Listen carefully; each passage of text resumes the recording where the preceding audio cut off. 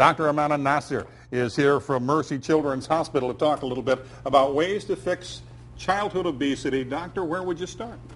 Well, the good news in all of this is childhood obesity is preventable. The unfortunate part of it is it starts at home with our practices with our children, just modeling good behavior with them, telling them about healthy choices in eating, and then modeling the behavior of what our runner is doing, being outside, being active, and then extending this healthy choice out into the safe places for our children, which are schools, the daycares. We're giving them a great physical environment out there, which is safe. However, are we giving them a safe nutritional environment? Are we giving them the right foods?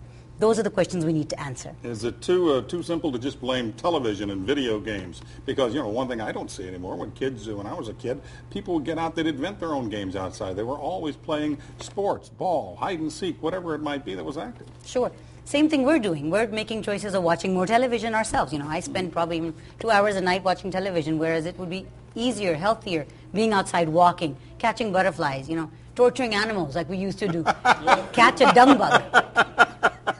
What's the first thing you look for in a child who is overweight, and how would you try to correct that, or what tips would you give them? Of course. We start off with the family environment. What are the people at home doing? Then we look at their blood pressure, their liver numbers, their risk of diabetes, and try to correct those.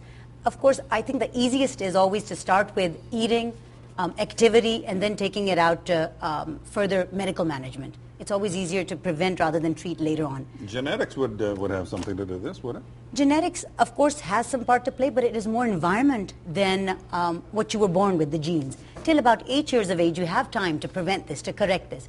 Unfortunately, at 8 years, if you're obese, you have an 80% chance of being an obese adult. Now, we've got about 30 seconds to chat now. There's a Chicago school, this was in the news today, that is forbidding kids to bring their lunches from home.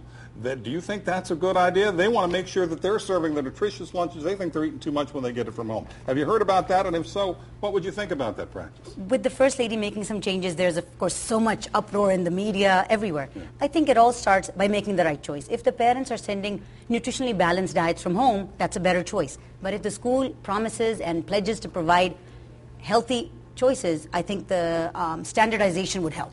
Well, if they're going to get obese, wait till about 30, 35 like me.